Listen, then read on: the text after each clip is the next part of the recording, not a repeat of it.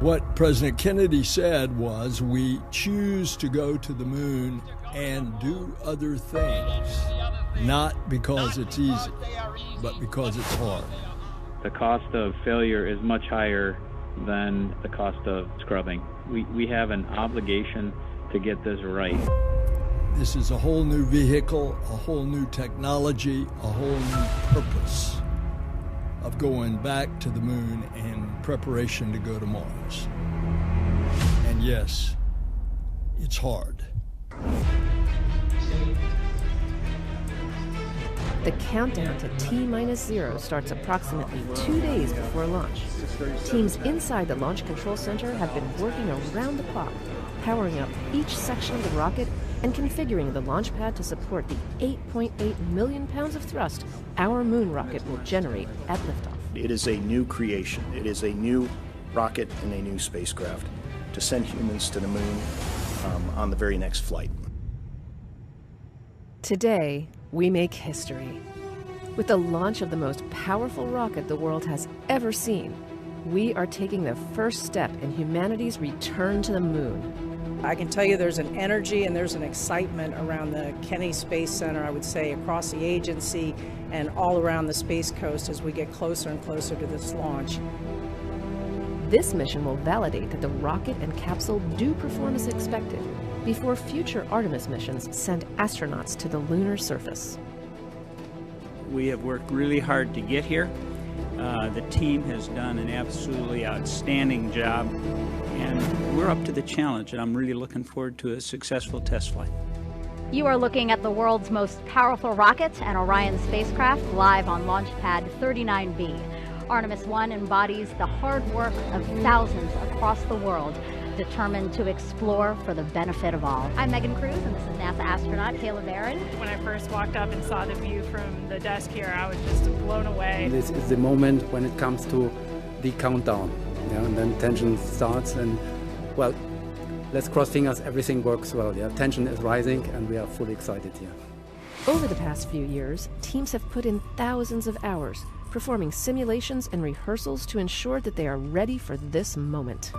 As our 0 hour approaches for the Artemis generation, we do have a heightened sense of anticipation, and there's definitely excitement amongst the team members. We've noticed just the overall mood and focus within the team is definitely a positive one. Now, with all systems configured correctly, the launch director gives the final go for liftoff.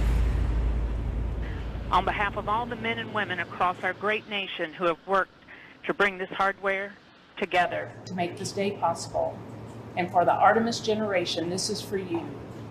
At this time, I give you a go to resume count and launch Artemis I. This mission goes with a lot of hopes and dreams of a lot of people. It's no longer the Apollo generation. It's the Artemis generation. And that brings a whole new world of discoveries.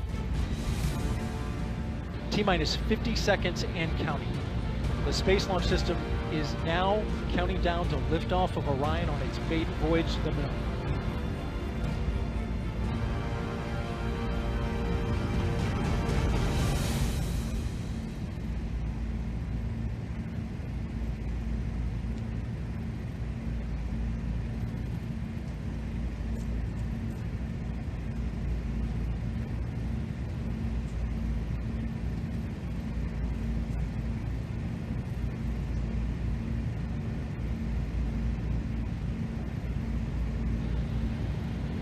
And here we go. 10. Hydrogen burn-off igniters initiated. 7, 6, 5. 4-stage engine start. 3, 2, 1. And liftoff of Artemis I. We rise together back to the moon and beyond.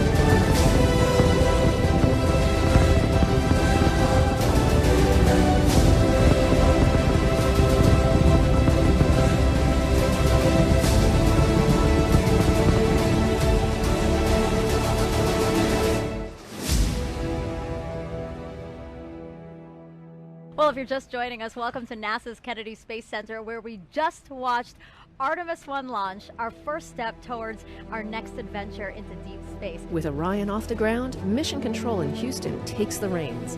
Our nation is returning to the moon. And we have worked hard as a team. You guys have worked hard as a team for this moment. This is your moment.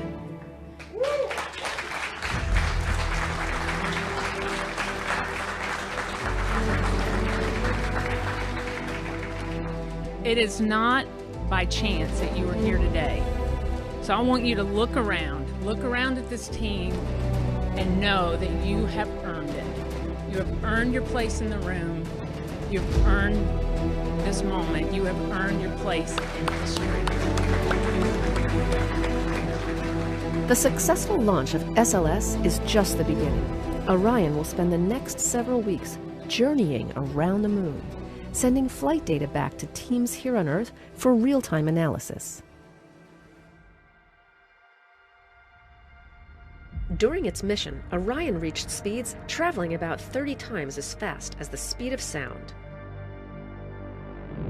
This dramatic video of the Earth-Moon transit that took place showed and punctuated the fact that we were pressing away from our home planet to a distance of some 268,000 miles away from Earth, further than any human-rated spacecraft had ever traveled.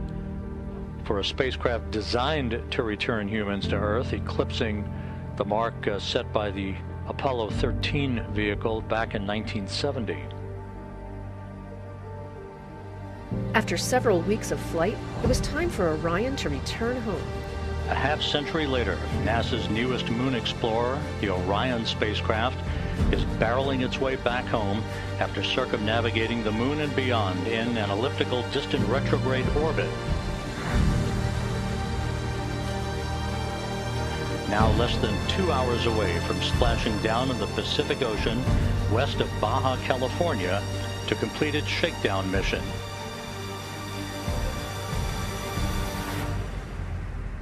Like the Apollo missions of the past, Orion will have to endure incredibly high temperatures during re-entry of Earth's atmosphere. A journey that began with the power of the launch of the Space Launch System 25.5 days ago, about to reach its final minutes in the searing heat of re-entry, where temperatures around Orion will build up to 5,000 degrees Fahrenheit. While re-entering Earth's atmosphere, the spacecraft slowed to about 300 miles per hour.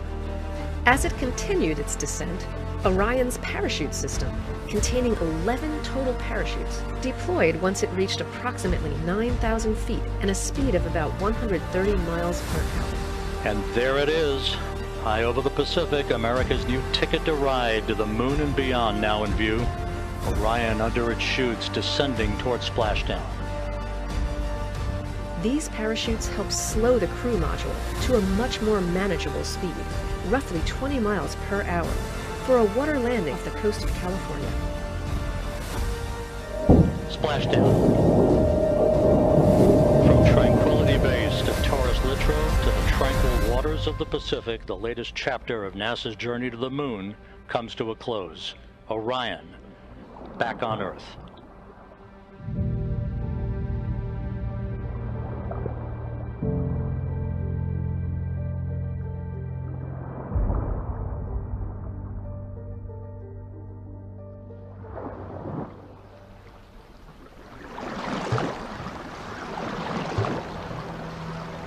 We've got a perfect view, a front row seat to the Orion splashdown. And it's simply beautiful out here. That is a human-rated capsule that went around the moon and returned and is now in the Pacific Ocean. I think I can speak for the whole dive team that we're honored to be part of history and to be part of something so monumentous, and just ready and excited to go out and do this. When Orion was deemed safe to approach, team members jumped into the water and attached hardware that steadied the capsule. What we do at NASA really is all about collaborations, and the collaborations that we've had with the Department of Defense in particular over the past many years, their hard work and their dedication as they went through a great deal of planning, hardware development and processes, and a lot of practicing to get to this point and make it look easy. And that team, made of a combination of NASA and Department of Defense personnel, has put in years of work to make sure that they were ready.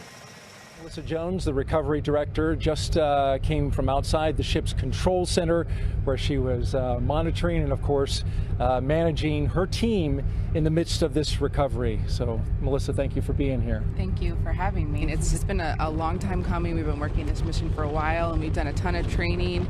And every time you do training with a mock-up capsule, you don't have any of that. You don't have parachutes. You don't hear it coming back to the atmosphere, the sonic booms and all of that kind of stuff. And today that actually happened.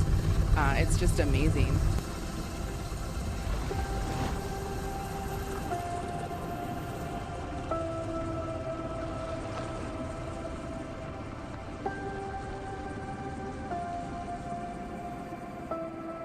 This mission, this spacecraft and this team exceeded all expectations. For the last 25.5 days, we've been every day looking ahead to the next flight to see how we can improve on where we are today so that we can fly a safe and successful mission with our astronauts next time around. Once stabilized, the team secured the spacecraft with hardware and rope assemblies and towed it to the Navy ship. The dive team then connected Orion to a series of ropes from inside the back of the ship, known as the well deck, to safely and securely pull the capsule inside.